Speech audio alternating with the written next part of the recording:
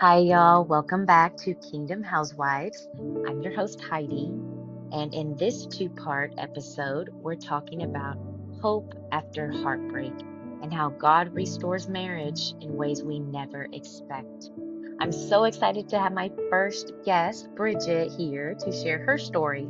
So let's jump into the conversation. Welcome to Kingdom Housewives. I'm smiling so big. Y'all can't see me, but it's so big because I have one of my favorite people here. One of my favorite people, y'all. Her name is Bridgette. Hi. I'm a little nervous to be on here because I just don't feel like, I don't know. This is fine, right? I mean, It's fine. my 15 viewers. Yeah. Okay? They're going to go crazy. They might, this could explode. Okay. Yeah, This it could will, really explode. right? It'll be fine. Share, subscribe, all those things that, Yes. fancy people say. But I wanted to invite Bridgette here because you have such a beautiful story. And I met Bridgette. Why am I looking there? I don't know. But I met Bridgette at McClure Fitness. Shout out McClure Fitness. Hey. And she's an instructor, and y'all don't see her, but she's stunning. I mean, I do work out there. Yeah, you're stunning. And I do she will work kick out your there. butt, though. She's nice. She looks nice, but... Yeah, we kickbox and all this Yeah. stuff. It's good. And we're not getting paid to say that either. No, that's free advertising. That's free. Mhm. Because, you know what? I need to thank McClure Fitness. I need to thank Marietta because she brought you to me, She was there. She's Yeah. been there for She's 11 formed years. so many relationships. 11 years for me. Yeah. I've been with her for 11 years. And think of all the almost. people you met. Hannah. Oh, I know. Listen, Yeah. McClure has been more than just like a workout Right. place. It's the best gym for It is. sure. If you've not been there, you I should. know. And I need to go back. It's just, I need to work out really early. But we're not talking about Okay. working out. We're talking about Bridgette, and she just has such a beautiful story that I really wanted to share it with the world, aka the 15 people that are going to listen, because I want to know more. So enough Heidi talking. Bridgette, tell us a little bit about you.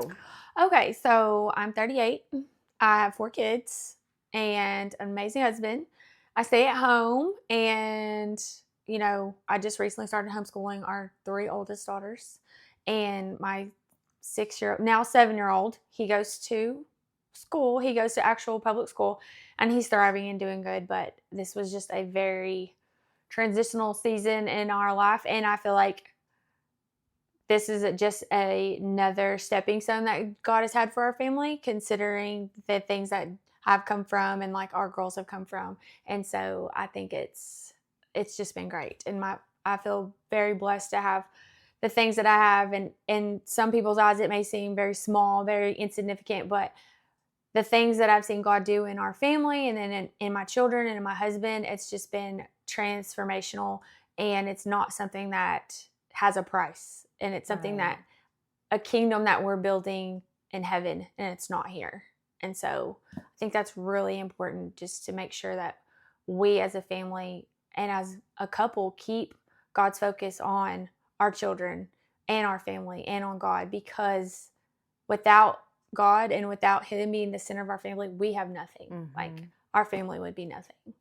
So you're basically a Proverbs 31 wife. I That's what I am heard. not. I'm not. My That's what I husband heard. tells me that all the time, but I fall short of that every single day. And but it's not always been like that. I got married really young. Right. I got married when I was 22. Wow. Well, I got married when I was 20. Then I turned 21. Yeah. So within the month of each other, I was 20, turned 21.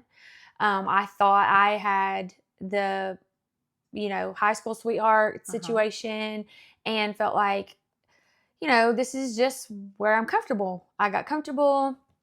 I was raised by a single mom, and so I kind of felt, almost like I've got to get out of this house kind of thing. Being raised by a single mom, it's very, paycheck to paycheck. It's very, just trying to survive in everything that we do with money and groceries and situations. And so I kind of felt like I was never going to really achieve anything greater than this boy that I was dating. Yeah. And I was like, oh, this is definitely what God has for me, because I'm happy, or at least I think I'm happy. And I really don't want to live with my mom for the rest of my life. Because, taking care of your mom as a single mom, that kind of becomes your responsibility as the oldest daughter. You just want to take care of her because she's alone. Right. If she doesn't have you, she doesn't have anybody else. And that's what you feel like when you're that daughter. Right. And that's what I felt. But I was really like, I don't want to be this way. I don't want to live in my house and be 40 years old and my mom's Single. passed away and I'm single. And so I was like, yeah, this is who I'm going to marry. And we married young, like I said. And it was like, all right, well, I guess this is what we're going to do. Got married within a year. So I had Izzy, our oldest daughter, when I was 21 or 22, and then I turned 23. So I had her at 22. Yeah. And it was just, just things that you get married and you're just kind of like, well, this. Now, did you work? Were you working? I was working before I had Izzy, and it was just, I worked at an insurance company, and then I moved and started working at our church as like the school secretary. They had a school with their church. Okay. And it was fine. And then I had Izzy, and then I was like, well, I'm going to stay at home with her, which we both agreed on.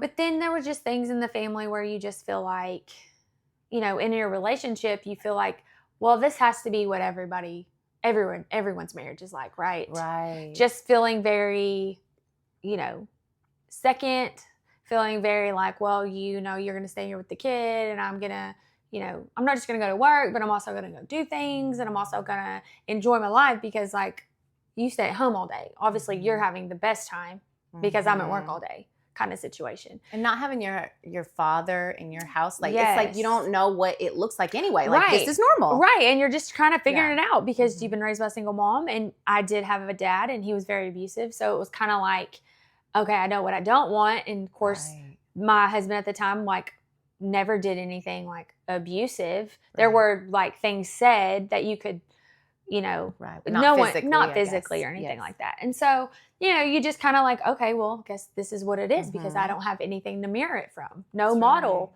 Right. And I didn't grow up in church. I got saved when I was 12, and my mom was very good about taking us to church. And, I got saved and I got the Holy Ghost, and then I was, a sold out believer. I was, a virgin when I got married and all those things.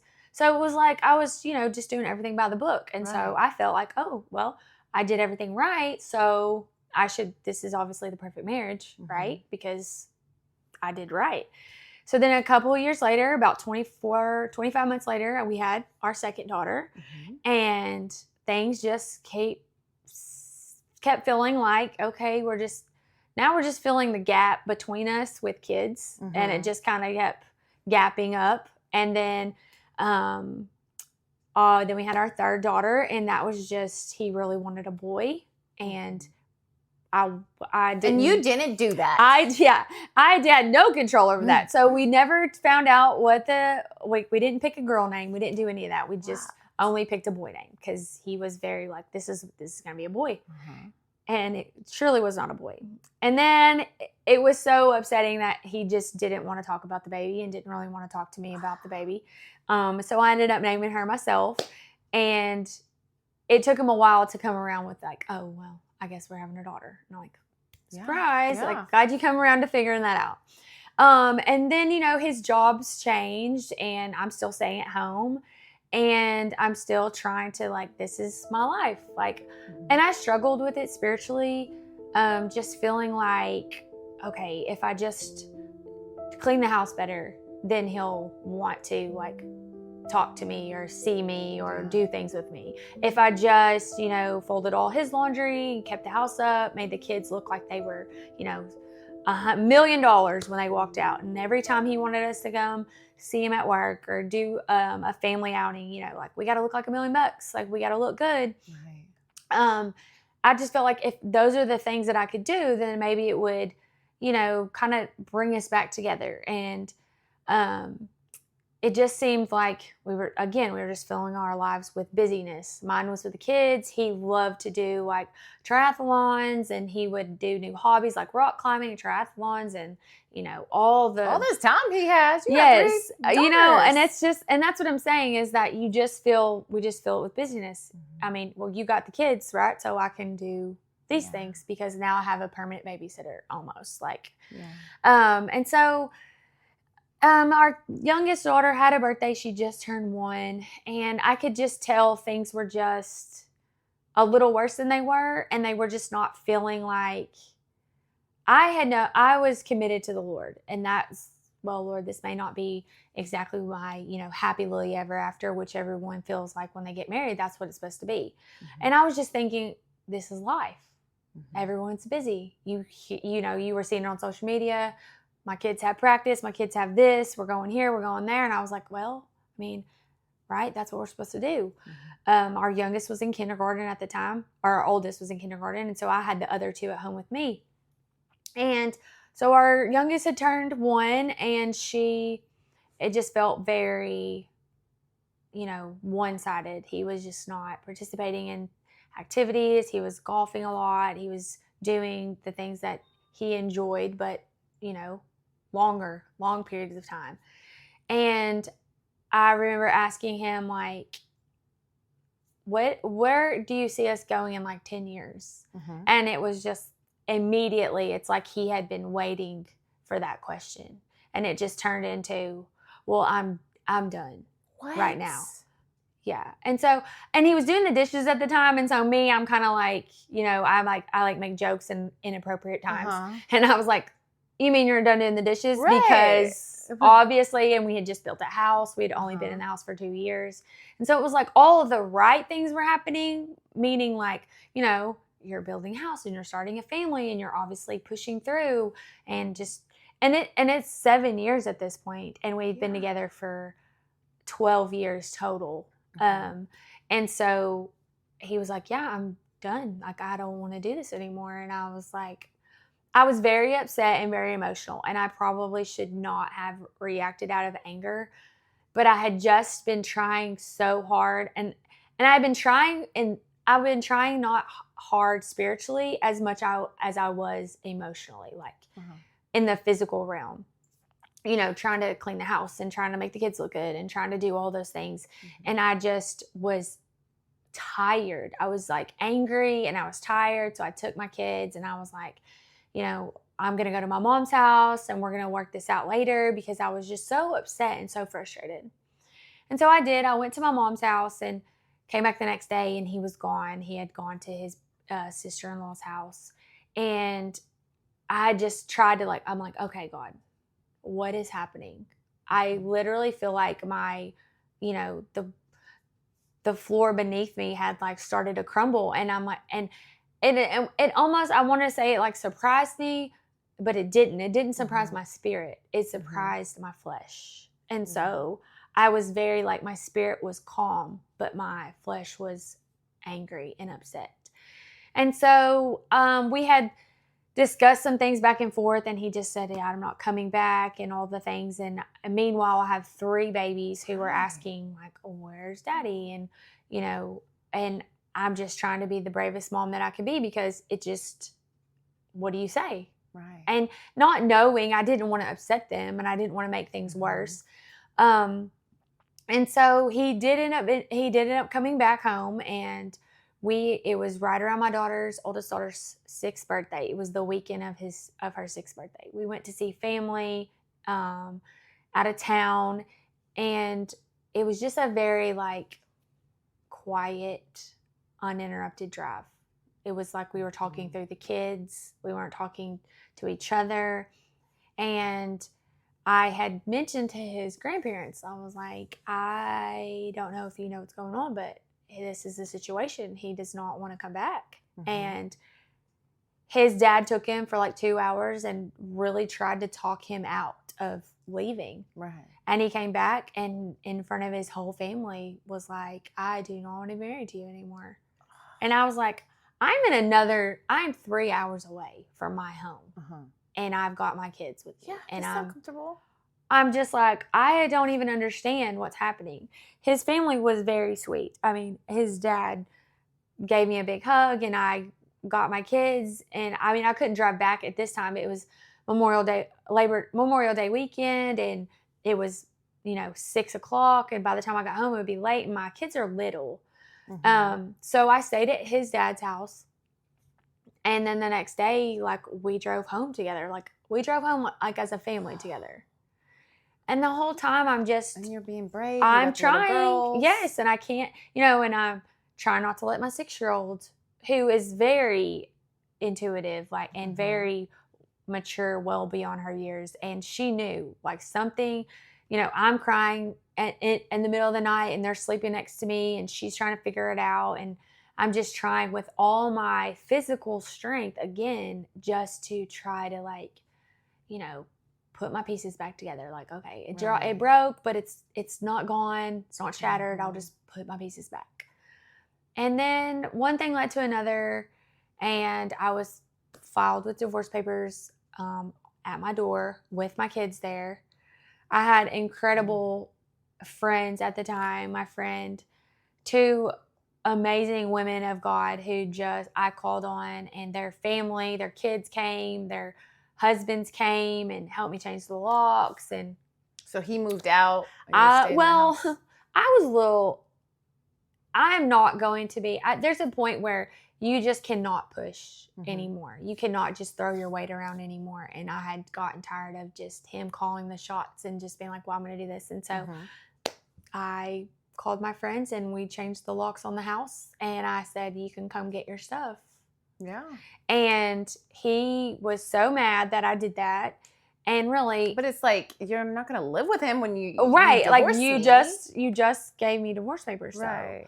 And I remember he did come, and I had, right before he served divorce papers, I had tried to ask him, can we go to counseling? Like, can we just please, like, I came from a broken home. I knew what it was like not to grow up with a dad. I knew what it was like to go from house to house, have your dad say something bad about your mom, have your mom say something bad about your dad. And, to live in basic turmoil of, like, whose side do I pick? I'm going to Christmas here, but I'm going to Thanksgiving here. And so likes her, but doesn't like her, And I just didn't want that for my girls. And that was not in my plan. Yeah. You know what I mean? Yeah. Like, it was not in my plan. And I know it's not God's plan, because he's for the family. Yes. And so I was very upset, and I was asking to go to counseling, and he was like, okay, I'll go. And then he was like, well, I don't know if I'll go. And I just felt in my spirit, I said, you already filed for divorce, didn't you? And he was like, yeah. And I remember yelling at him going out of the garage door. And I said, someone else is going to be praying and kissing your kids goodnight one day. And he got so mad at me. And later in our divorce, he had said, like, those were the words that stuck with him that he would never forgive me for saying. Yeah. So, I mean, it's true. I mean, I don't know what you feel when you say, I don't love you anymore, and I don't want to be with you anymore. But I don't want you to have anyone. Right. Either. And you say that you're not leaving your children. But in fact, you are. Because the Bible says the only way out of a covenant and marriage is adultery. Right. You can't just choose to be like, I don't like you anymore. Right. Because you're still in a covenant. You may not see it anymore as a covenant, but you're still in a covenant with God. You've already made a vow and a covenant before God. So then spiritually, you're still in a covenant with that person. Right. That's what those wedding vows, they mean something. Yeah. And so anyway, so fast forward a little bit, and I had tried, it got messy, just as every situation does. And I just kept praying, and I was like, my spirit is weak. Like, I can tell that I'm acting in my flesh. I can tell that I'm, been trying so long to do that. And I was like, okay, God, I'm just going to rely on you. And I just started focusing on God and asked him if he would go to counseling with me. And he agreed. And this is after the divorce? The divorce was on the table, but I would not sign the papers. Okay. So I got served, and I had so many days to respond. And so I responded and said, we have a covenant marriage, which is you in a covenant marriage, then you have a pastor that like signs off on it. Mhm. And in the covenant, you cannot get a divorce unless you've been separated for 2 years and like have done at least a year of counseling. I didn't know that. Yeah. I didn't know that. Yeah, and so that's the covenant marriage that we did. So by our covenant that we filed and we committed to each other, Mhm. that was the stakes. So he can't divorce for 2 years. Like, No. you're going to have to wait 2 Yeah, years. you're going to have to wait. Yeah. And unless there was adultery, Right. which he said no. Okay. But you know, it's at that point, it's really doesn't matter. It's already, it's already adultery, you left your family. Right. Yeah. So anyways, he agreed to go to counseling. So for a year, I had to sell my house. I went on food stamps because I had no money. I found a job. So, I mean, you had to start from scratch because Oh. it's not like you were. No. And like, and this is another thing, like he had total control of the finances. Like Yeah. I had no idea what was in the bank, none of it. So at this point, our house was in foreclosure. I had to sell our house. I moved into a 2-bedroom duplex, got a job, had to find daycare for my middle kid. And thankfully my mom was home for a year with my youngest, so I didn't have to pay for daycare for her. So much stress because it's It's not just so much. It's this divorce lingering, and it's what am I going to do with the kids? What am I going to do for a job? What am I going to do for a living? Like you had to make all these. It was just decisions. it was just a spiral. Once the floor started cracking, it just shattered, and it was just one thing after another. But I could feel the peace that I had because I didn't know what tomorrow was going to be, but I knew God did. And I knew that God holds my tomorrow. So how big of a role was God during those times for you? Well, so I had people showing up. My daughter went to a pretty expensive daycare or preschool for pre-K. And I didn't trust anybody else with my kid. And I probably could have gone down the road to like something that was, $150 or whatever. But this was like $300 a week. And I was like, but she needs to be with, it was at our church. And so she knew all these people and she needed people that would pray for her and know if she was having a bad day and know why, not just, oh, it's another kid crying kind of thing. Right. People would pay for weeks of her tuition. Then you didn't know. I had no idea. I would sell things for my house. I would sell things and I would go up there and I would have $300 exactly. And I would go up there and I would go to put it down there like, oh, someone's already paid. And I'm like, who? And they were like, it's anonymous. They didn't want to tell you. And like so many times I would come home and in my mailbox, I would have money in my mailbox because they wanted my kids to have something. Christmas, people would just buy Christmas presents.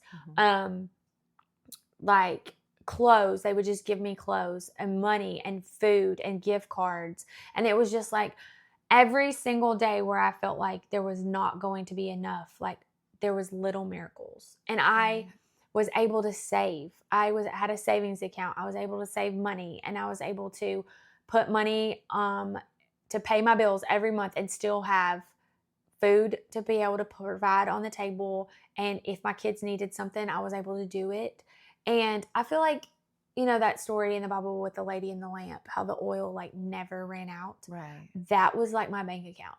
Like every time a bill came out, I'd be like, okay, I have $200 to get me. And I worked at a school and I only got paid $1,000 a month. That is nothing. That's nothing. One time and a three month. Children. 3 kids. I was on food stamps, so thank you, Lord, for that because that provided food. But I would be down, and then like I would never run out. I never got below $300 in my account ever. It's all those things God working. And it was those little miracles, and I feel like we miss that in our days. Just when the chaos is going, we try to look at just what God's not doing instead of focusing on the little things like my kids had breakfast this morning. If that's the only miracle you see in the day, that is enough. Right. If your kid was able to go to school today and have a lunch and have a lunch box, I mean, that is privilege. If you can bring lunch from home, like if my kids can go to school and they feel loved and they know that their mom loves them, and safe, I feel like that's a miracle in itself too. Right. And so all of those things, I was able to get a new job. Mm-hmm. I asked God to provide a new job. I was at the school for 6 months. And in January of 2017, I started a brand new job. I got pay raise, pay increase.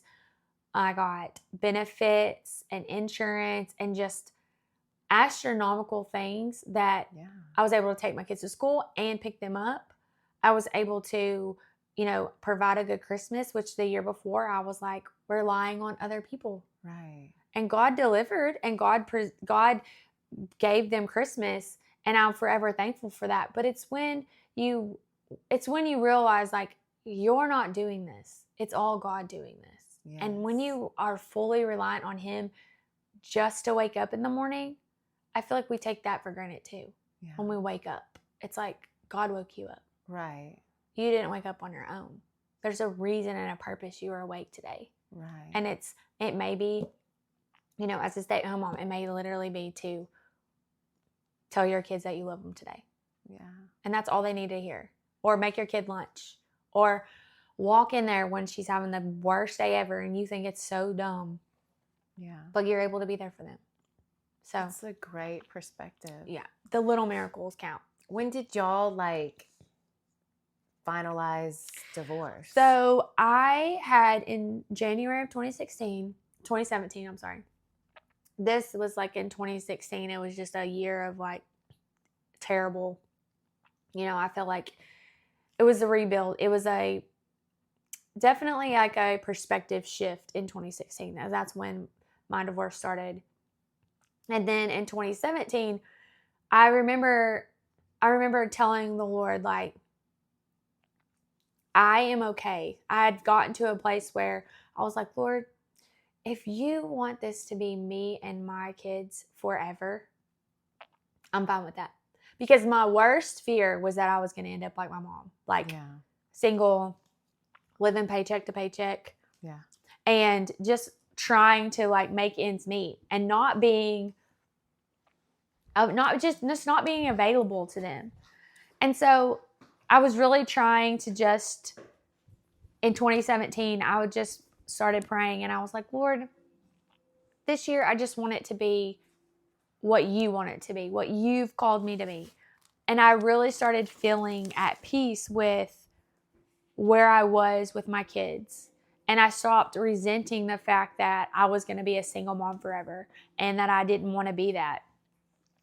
And so I just kept saying in 2016 that everyone makes their New Year's resolutions and everyone just says okay, well, this year I'm going to do this. And I just told God, I'm like, this year, Lord, I am fully content and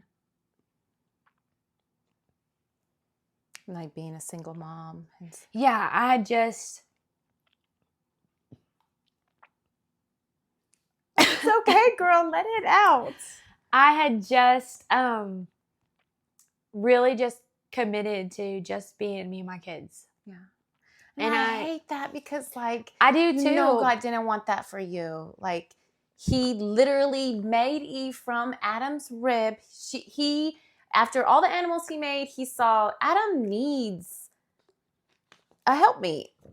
Right. And I just told the Lord, I was like, okay, for real. I am okay. And I felt, how we just say God, okay, I'm all in. Do what you want. Right. I was really sincere in my prayer. I was like, God, you have been so faithful. And by faithful, I mean just delivering one thing after another, miracle after miracle. As small as they were huge to me. Right.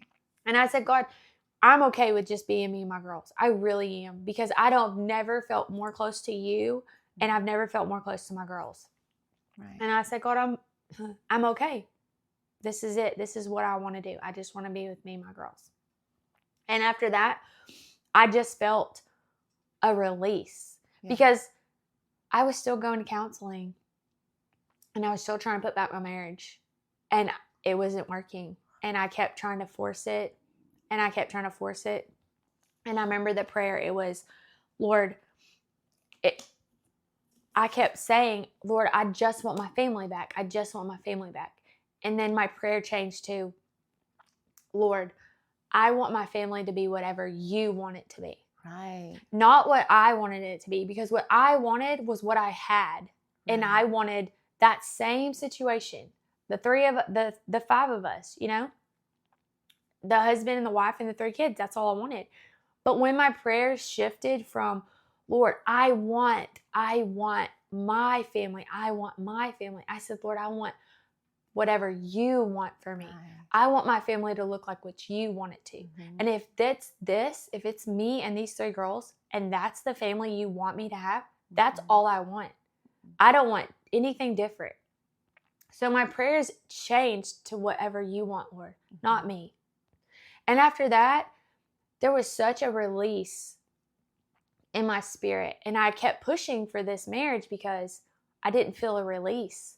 I had people saying, you know, he's not coming back. This is obviously a waste of time. You can see he's, you know, dating again and he's not being faithful and you're still married. And I'm like, I know, but I see it, but I don't feel it. I don't feel that it's time. And after I prayed that, it was like a week later, I felt the release. So then he committed adultery, I mean, because it hadn't been, so did that speed up the divorce? I had no, like, evidence of that. Mm-hmm. But I remember calling him and saying, okay, I'm going to sign the papers. Uh-huh. And they were like, the judge was like, okay. And I said, I will meet you at the lawyer's office. Mm-hmm. Well, then it changed. Then it was, wait, why? And it was, this is what you've been pushing for now a year and a half. Wow. And, you know, by this time it's March. Yeah. And March of 2017. And I'm like, I'm going to give you what you want. This is what you wanted. I mean, you tried a year and a half. Like, you were waiting. I mean, I was driving. We live in Sullivan County. I was driving to Conway. Yeah. To go to counseling, this Christian counselor.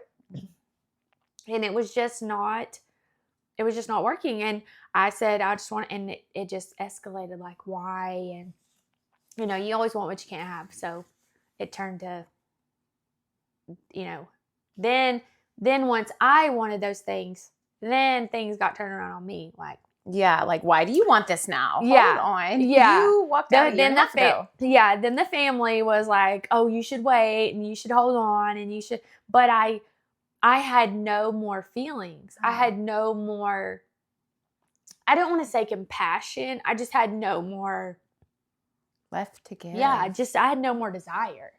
Yeah. You're like, this has been lingering. Let me start this next chapter of my life then. Because you're living separate. I mean, we had been living separate since 2016. He moved out. And so I was just, it was time. I felt a release. Like, I was just like, you're their dad. So be their dad. You don't belong to me anymore. Because at that point, I just didn't want to be that wife. I didn't want to be a single mom. I didn't want to do that. But then I felt like God was like, I got you. It's fine. And whatever God wanted, I just wanted what he wanted. And so after that, it got a little more messy. And then it was about 3 weeks later, and then the divorce was final. Wow. What was that? That was that. And it was just, you know, I was like, well, this is me and my kids. This is how it's going to be. And it was a refreshing start because I was able to figure out who I was in the Lord. Right. You know, I feel like, you know, going from your mom's house, if you don't develop your own faith, your parents' faith becomes yours. Yeah. And then when you get married, it's like, oh, well, then your husband's faith becomes yours, kind of. You know, because then you kind of like, well, we believe the same. So let's just, why do we got to talk about it? Why do we got to talk about our faith or anything like that? You just kind of piggyback off each other. And so when I was single and I could never date, I was just like, dating I'm 29 years old at this time. I'm like, I'm not dating. Yeah. There's like, like you're old or something. I'm like, 29. I'm not, so old. 29 is not old, but 29 and 3 No, kids, yeah, it's like, that's hey. true. It's not like it's they're like, lining up. No, to, it's like, take hey, you. I can like put my picture out there on Yeah. like whatever and be like, hey, surprise, and like these 3 babies pop up. Well, we're going to end this part 1 of the conversation. So we walked through your early journey, your marriage, and now we're at single mom, 3 girls, and new job and new place to stay and just a new fresh start. But we know your journey doesn't end there. And so next up, we're going to meet a special man because God knew, girl, you're not going to be alone. I have just the right man. Listen, if for I you. knew that yummy snack would have been waiting, I would have been God like, was like, I hear you, Bridget. I would have and I'm thrown that. I glad. would have just thrown it out earlier. Right. You would have been like, God, if you would have given me a sneak peek, I would have been like, okay, that's fine. I would have been like, do what you need to do. Get them out. So that's what we're going to learn about in part 2. So y'all come back to listen to Bridget's part 2. Thank you for joining today. If Kingdom Housewives has blessed you, please like, follow, and subscribe and share this podcast with others. Together, let's continue to glorify God.